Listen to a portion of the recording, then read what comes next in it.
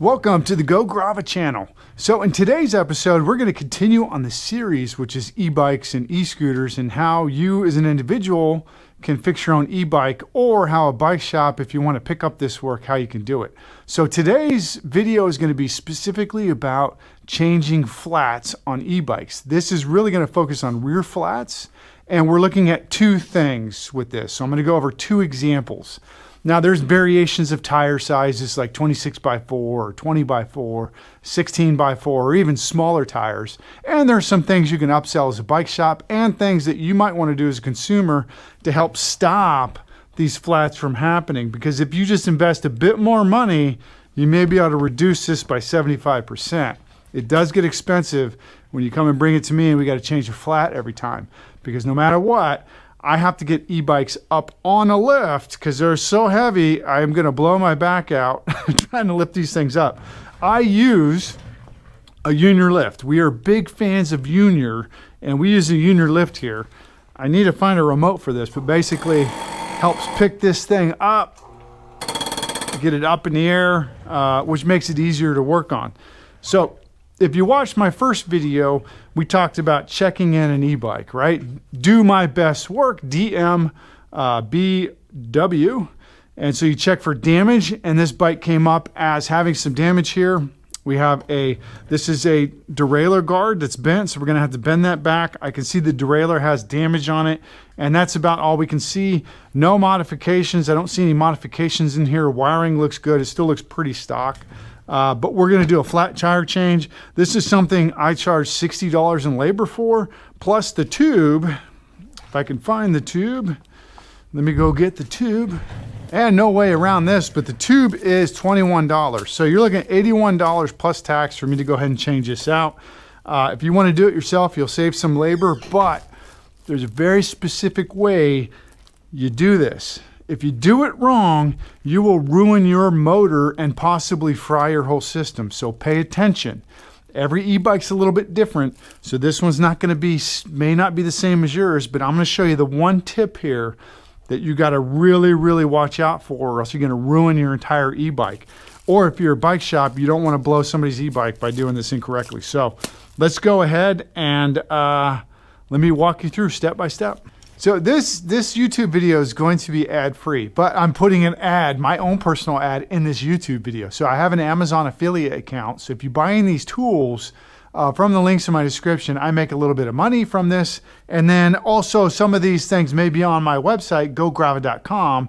And if you buy it from there, great, I make money there too. So what are kind of the tools that we use? Now, you didn't see any of the tire levers because we didn't need to use tire levers, but for smaller tires, we use these big long ones, or for scooters. Link in the description. You need a couple of these. I have a good one that we use in the shop that I put the link there. Or if it's a 20-inch or 26-inch fat bike tire, these Park Tools, these fat blue ones work really well. They're only $7.99. Got them on our website. Link in the description. These ball ends right here. So these are like M4 and M5. But they have little ball ends, which make it great for getting into things at an angle, like brakes, if you have to do brake adjustments. So Park Tool, I put a set in there. It's best to get the set. We have some standard zip tie clippers that I use, these little tiny cutters right here, and a bag of zip ties because we got to replace zip ties too. You'll also need wrench. So I usually buy 3 sets of wrench. So I buy small, medium, and large. That's always good to have. And if you buy this stuff, maybe you can fix your friends' e-bikes in the neighborhood and charge them some money for it to get your money back on tools. And then for those ones that get stuck, I have Park Tool. It's got a magnet here, these little picks. So I use the picks here. I have this on the website or an Amazon link maybe, depending on if I can find more to buy. But these picks are used for the electronic work, to picking that hot glue off the connectors.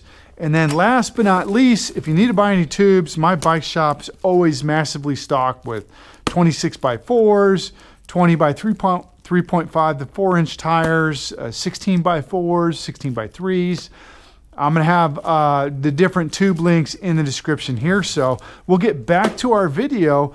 But yeah, that's to support the channel. If you want to do it yourself, these are all the tools that I use. And I make just a little bit of money by you clicking the link below. So thanks for supporting the channel, everybody. So first things first, we got to disconnect the motor. There's nothing worse. You try to drop this motor here and the wire's still zip tied or it's still connected to the main power line.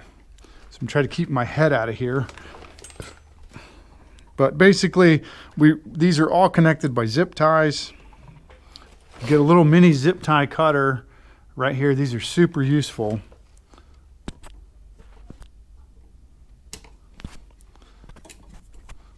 And we're making sure with the zip ties, when we go to reinstall, remember where they're at. But the big thing here is when you go to reconnect this, making sure we're not cutting the line. It's not running on the rotor or anything like that. So we're all disconnected. Now, some of these these power lines have like little screws on them to keep them together. Some of them you just pop them apart, but you just loosen this up and give it a tug, and there we go. The motor is disconnected from the frame. So we have a flat here. Next up, we're going to take our little bolt covers off.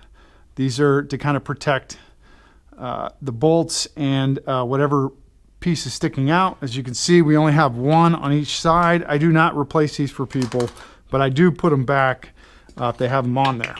Now, here's a key. If you don't remember, or you think it's going to be hard to remember where everything goes on the e-bike, here's a little trick.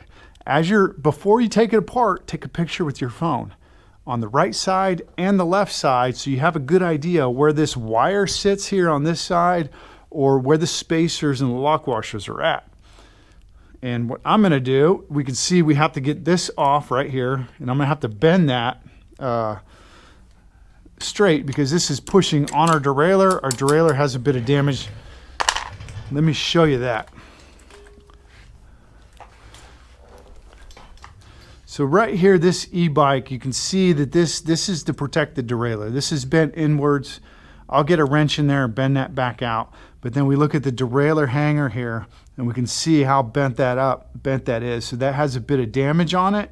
We can sometimes just bend this back with a pair of pliers, and that corresponds to some of the damage that we see on the bike right here, where it's actually been laid down. And that's where we got the damage. Really, no fault to the owner. I mean, these things happen. You take a corner too sharp, it's wet, end up laying the bike down on the right side. I mean, it happens to even regular cyclists, not e-bikes. So this is pretty normal. There's no one to blame here when these things happen. You lay an e-bike down, because sometimes we lay our bicycles down too. But let's get this apart. Your wrenches are going to depend, like it could be a 17, 18, 19, or 20 in there. This one's an 18, and we're just going to go ahead, and I'd like to get the lift down to about where my knee's at. So I'm going to brace the wheel with my knee, and just going to loosen it. And boy, she's tight. All right.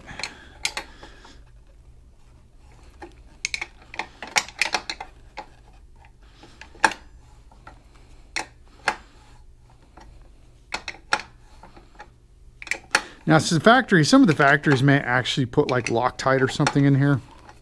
And now, as I was undoing this bolt, the frame's kind of opening up on me, which, you know, I don't like to see that, but that's pretty normal when you're doing some of these e-bike repairs where the frame won't be precise. You'll actually be pinning the bike into the frame, so it's really important to remember, like, where the spacers are at, because the spacers may not, you know, normally with a normal bicycle, the frame is a specific size, like it's 135, 142, 148, and the spacers or the bolts or whatever are specifically in there to fill that up. But on an e-bike, your bolts may be pinching the frame together to get it at the right spot. So, all right. So this is another little painful thing. These derailleur guards may be, you may pull them out. They may be attached with a bolt like this.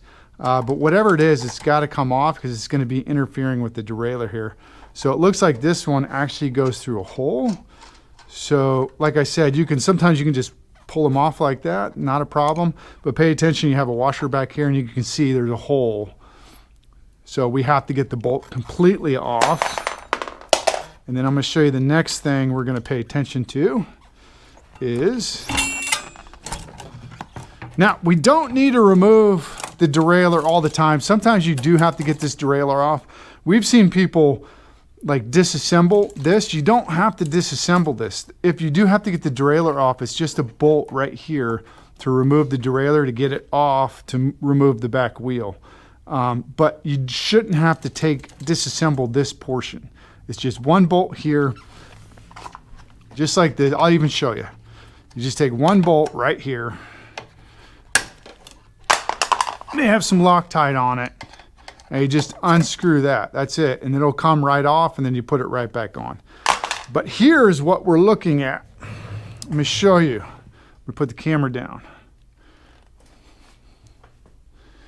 Right here, we have a washer on the outside, and we have a lock washer on both sides.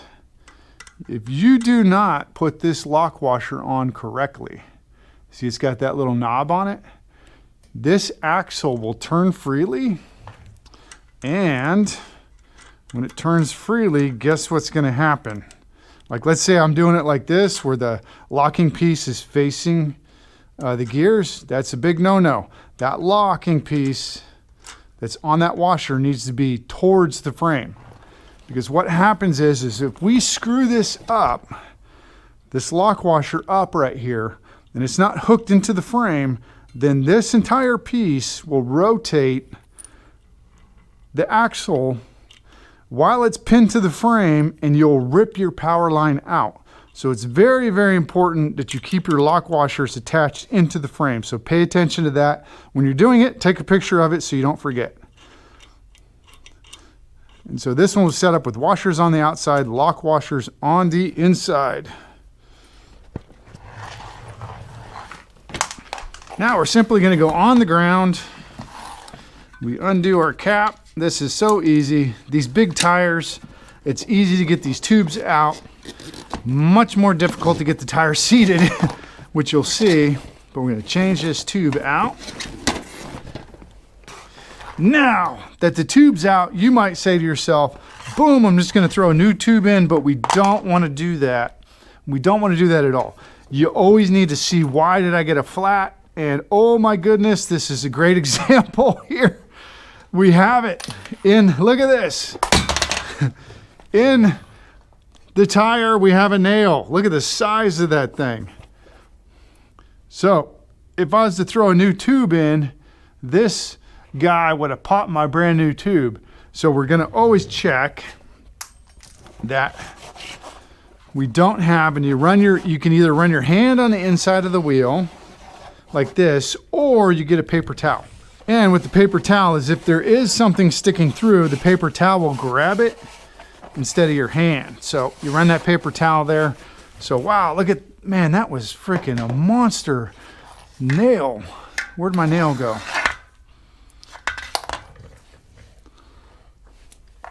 There it is. Look at the size of that thing. Look at that. Look at that thing. There's no helping that. So next we're going to talk about Tannus tire liner. Now the Tannus would not have stopped that nail. That is a pretty long nail. I don't know if it would have stopped it. It would have gone through. But what this pink thing is it runs on the inside of your tire. They're about $66, and you run this foam insert inside the tire, and you put a slightly smaller tube. That's going to save you from a lot of the flats that you get. We do try to upsell this, but the additional $60, it gets pretty expensive for a flat tire change. So I don't get a lot of people that are buying Tannus, but I run Tannus on my e-bikes, and I rarely get flats. So even though it is $65 for a Tannus insert, sometimes it's worth it. So what do we do next? We checked our tire. Now we got to get our tube. And I'm going to show you my trick. So what is my trick? Well, my trick is partially inflating the tube before we stick it in. It always just makes things easier here. And to just get a little bit of air in there, get some shape to it, instead of trying to put a floppy tire in.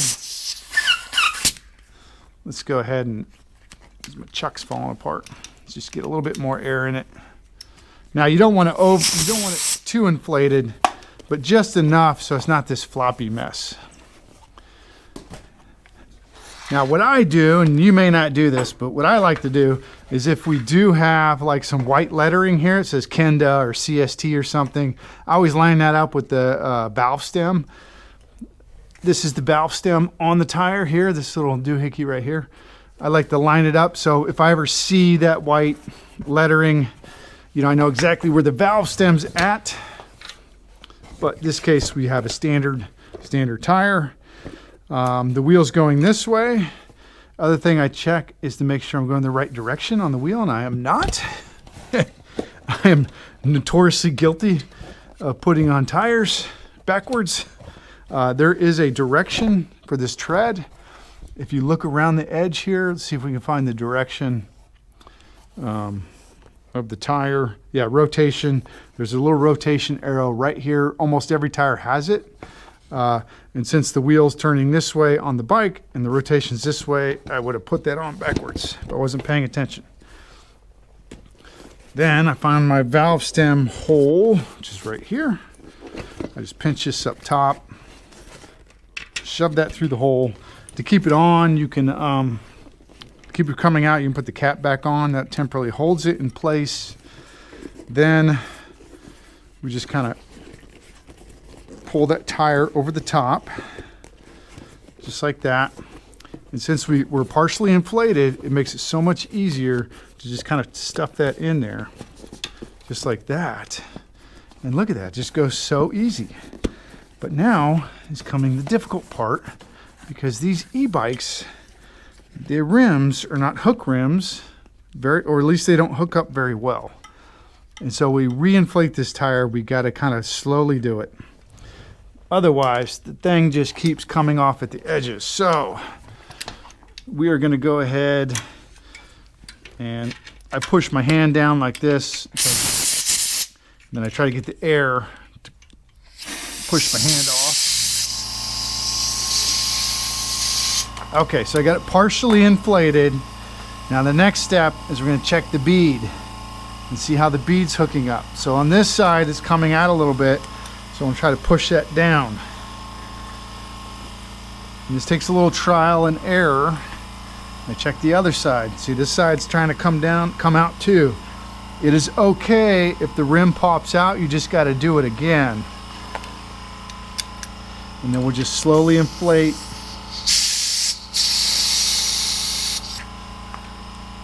Again, checking our bead. It's not hooking up very well on this side. And we may have to deflate and try again. So a lot of these e-bike tires, they're just not precise. They're not very precise for their fitting. And so I will kind of try to massage it in place. Like if yours is not hooking up well and it keeps flipping off the edge, that's pretty normal.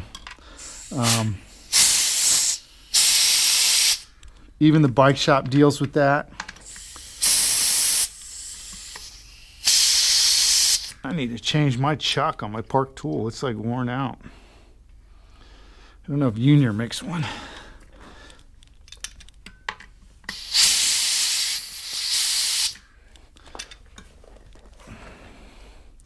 And this time, yes, it's more even now. So I can go ahead and fill it up the rest of the way. And we're going to go to about 20 PSI.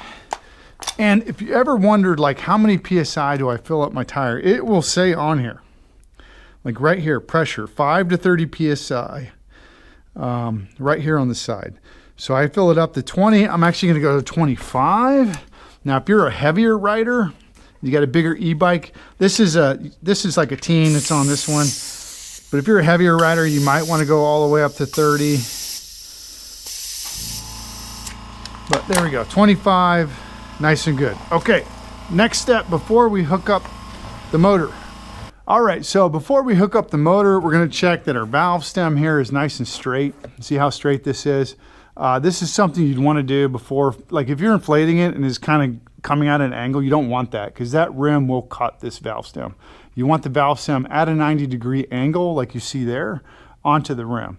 If it's at any sort of angle, deflate it and then kind of move the tire around. They're much easier to align, these big tires are, than some other tires. But before we get anything on, now's the point where I want to go ahead and check the brakes. Make sure that we got enough brake pad, and this person, this young man here has plenty of brake pad left. There's nothing terrible there. I do notice that his adjustment screw is way, way out. So we need to deal with that while the bike's in here. And I will do a bit of free work, I'll call it, within that $60 of labor, as long as it's not like a lot of work, getting brakes adjusted, derailleur adjusted, and things like that. So this young man's gonna get some free work here because I can do it within the time frame that I need to change the tire out. So let me go ahead, I'm gonna get the tire back up in here, and then we're gonna go ahead and fix the derailleur and then fix the brakes. All right, so I need to find a good angle here where you guys can see what I'm talking about with these lock washers going in. So let's really just focus on the power line because that's kind of where it's got to be correct. All right, so we're gonna have Aaron, engineer Aaron here, do this for us. He's our mechanic in the shop, and that way I can film it and show everybody what he's working on there. Now, all the axles that we work on are rectangular in shape. If you need to get in there and move that axle, like this axle here, you can use a 10 and fit it on there. Yeah, the other thing is we move that derailleur all the way down because it makes it easier to get the bike on. And then it's really tricky because we got to get that chain on. We got to get that brake aligned. We got to make sure our lock washer right down here on the inside the frame is going to fit into that frame because that's what's going to keep that axle from moving.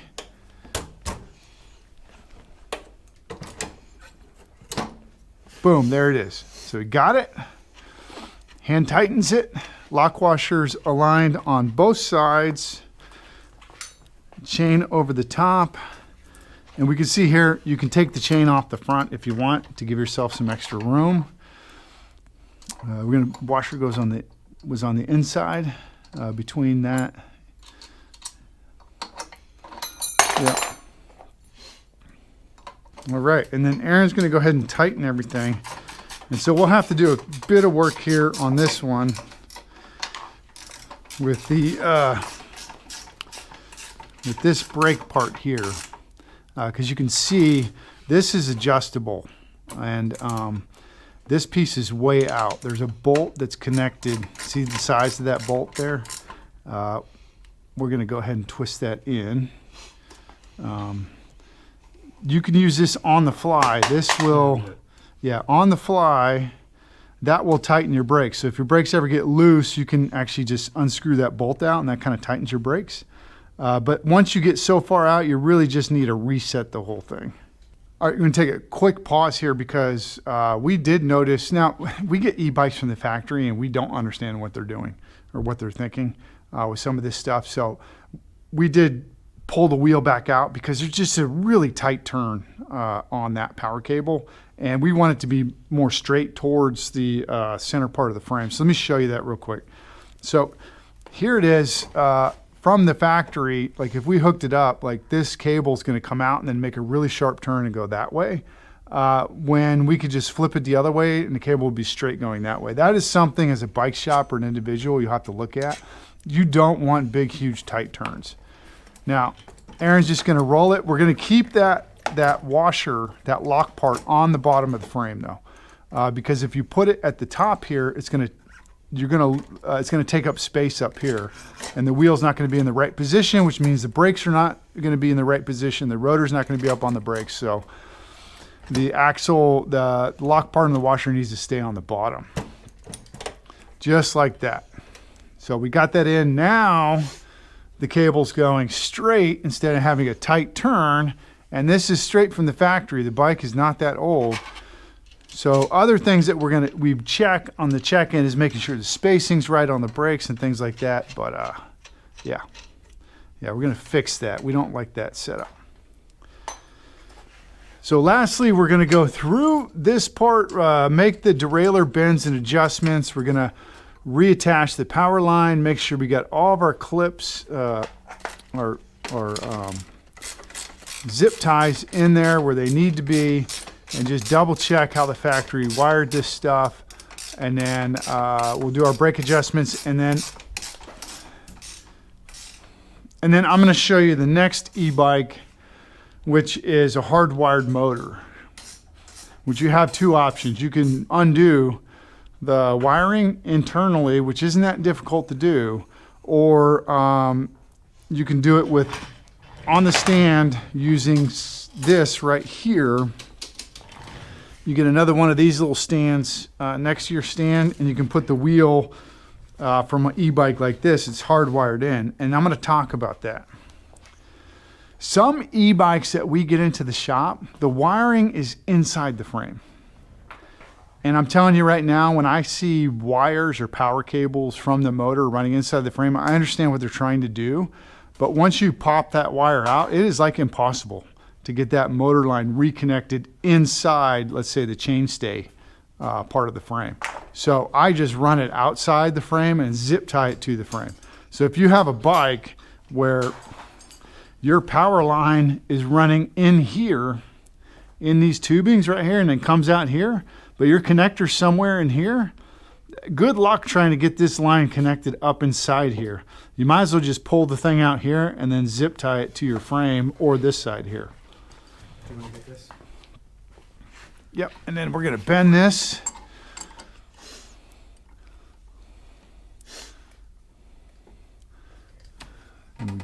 Yeah, bend that back out where it's supposed to be. That's perfect. See that nice 90-degree line protecting the derailleur cage there, and then we have a piece right here we're going to have to bend on the bottom pulley. And sometimes we don't need to buy a new derailleur. We could just use a pair of pliers and kind of bend some stuff back. But if you need a new Shimano tourney, they're about $20. They're not terribly expensive. And then I got to remember I loosened that, so we got to tighten that too. All right, Aaron's finishing up the bike now. We'll do another series on brakes and stuff like that, and because there is a difference between hydraulic brakes and mechanical brakes and how you adjust them and things like that. This e-bike did need a brake adjustment, and a lot of the stock e-bikes we see, the stock brakes burn out pretty fast. And so that's usually when first flat tire, sometimes we need new brake pads. This young man did not. So let's finish up this one here, and then well, before I do that and get the other bike in, let's talk about how you do this at home. If you're doing this at home, you're going to find yourself probably thinking you need to put your e-bike upside down. Correct. You probably do to make it easier, but be very, very careful of how you do it, because you have all these screens and electronic components on your handlebars. And if you just flip this upside down, you can end up breaking, cracking, snapping different parts. A lot of the e-bike handlebars have a lot of different components on them. So if you have to flip it upside down, be very careful of where this stuff is touching and where the pressure is on it, because you will snap shifters, brakes, power cable, screens, things like that. This is why I charge $60 for a flat tire change, is because we have a lift we can use. We can do it super fast, and we get the bike back to you the same day. If not, within 30 minutes, depending on how busy we are. We try to turn these flat tires fast, and that's why you pay us the big bucks, because we can do it quick, fast, easy. All right, let's move on to the next one. All right, so the motors that are hardwired in, the controller's usually going to be somewhere in here. We want to unplug the battery. So it's important to get the keys from the customer, or we have the plugs here. to remove power if you're going to be taking wires out. For a lot of these that have the seats where it's under the seats or something, some of them are in the underneath the battery where the battery mounts into the frame. The control box is in there. But most of those have a disconnect, motor disconnect, makes it easy. These cheaper ones do not. They will have just one retaining bolt in here that we have to go ahead and get out. And then it just slides back. Let me find the retaining bolt. I think that's it. Oh, there it is, right there. Phillips head. And we just got one screw right there. Yeah, the seat is held on by one screw. It's not easy to get back on too, by the way. I've done a ton of these. That one little screw fits one little thing up there on the seat. And we've done this one before, so you're going to see some stuff already removed here. But okay, so it's just got these clips on it. Basically, when you put it back on, you got the holes there. You push it forward, put the screw in, or remove it, screw it out, pull it back, lift it up. And let's zoom in on the control box. So here we see our control box, and this is kind of the point where most bike mechanics would say, screw this. I don't want anything to do with this, which, I understand. This is a lot of spaghetti mess in here. What you're going to be, so basically the way it works is the battery will run power into the controller, and then out of the controller it will go to the motor. Okay, so that's the way it works. And we've already worked on this before, and you may have a lot of let's say, not super glue, but you'll have, what do they call that? What's that? The glue they put on here? Hot glue? Yeah, you may have a lot of hot glue. So sometimes you see all this hardened plastic over the top of these connectors to keep them in place. It's just hot glue. So with the hot glue, I just pick it off on the motor connector and voila, we're good. But you can see some of these controllers are mounted in here and some of them are not. And so we're just going to follow our motor line up, which is right here's our motor line, right here. And we'd follow this around and we'd see, and you can see a lot of this stuff is just not done very well. But our motor line this is our motor line. We disconnect our motor line, run it back through the frame, and that would allow you to take the motor completely off, and it makes it easier to work with like that. Now, when we're in here, we do also inspect all these lines and make sure there's no cracks or splits. Sometimes you'll see open lines. These are most likely the programming. When they program the controller, you'll have one open connection, but or this one is just completely not. I don't think these go together, but yeah, the bike is. And sometimes you'll see people come in here and actually disconnect the brakes and disconnect things, and they're messing with stuff. When that happens, you got to kind of take a step back because you're like this is disconnected. This is disconnected. I'm really wondering what this person's doing here. Or you may see stuff like that from the factory and it's not supposed to be connected. Who knows? You just remember what you connect, what you disconnect. Check for any frays in the cables and things like that. We repair those if we find them. And yeah, and then we're going to get ready. So we just disconnect the motor and then we'll just put everything back together. Like I said, I don't want to take all the time showing you how to do this, but basically if the controller went bad, if the company had a new controller, you're basically just pulling this out and reconnecting all these wires. The difficulty is getting these from China. It can take 8 weeks or 12 weeks and it can be painful. But yeah, everything looks good. So not very waterproof, but we're going to close it up. All right, we should put this back on. You get what you pay for in these circumstances with this stuff. When you spend more money on an e-bike, you'll find out that they're actually much better with the waterproofing. of the controllers and stuff.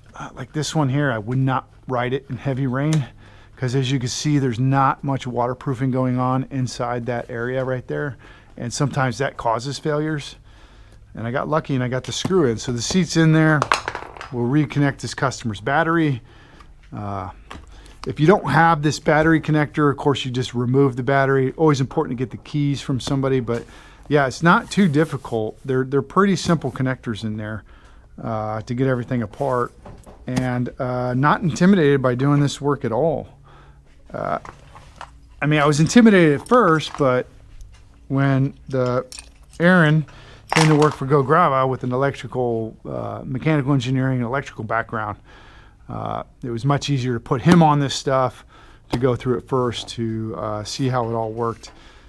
Before me, the bike mechanic, who can do this electrical work, I just don't want to because it's just too much information in my head. I got too much going on with marketing and accounting and YouTube, like we're doing here, to just do everything. You can't be successful if you do everything, right? You need people to help out. So that's how you change a flat. So if your bike shop, we charge $60 for the labor plus the cost of the tube. So, you know, if it's a 26 by 4 inch, that's a $25 tube. 20 by 4 inch is like $21 tube. We also change tires and things like that. That really keeps this bike shop kind of really steady with the workflow. So when the bike stuff stops coming in, the e-bike stuff flows in. And when the e-bike stuff, you know, slows down, then the scooters come in. And it really creates this very predictable flow of work coming into this bike shop all throughout the year, even during the winter months, because a lot of people on these e-bikes are choosing to ride e-bikes to work instead of buying cars or even riding scooters. We're starting to get into some of the more advanced scooters. I'm just going to buy those directly from the manufacturer in China. We've gone through a bunch of different scooter repairs and we know which ones work really well and have long lifespans. So I'll do a review on those scooters in the future. We're working with the company right now, but that's how you do those changes. It's not really that intimidating besides remembering to disconnect the power line before you drop the rear tire, and then making sure you check in the bike so you find all the damages, because sometimes when you do a rear flat change, you'll find all these other things wrong with the bike, like this, the steering handle's crooked and all kinds of things. So yeah, until we talk again, I'm going to do next video on whatever comes in the e-bike, e-scooter, or e-mobility spectrum, and how to do the repairs and what goes into it and what the costs are. So talk to you later. Bye.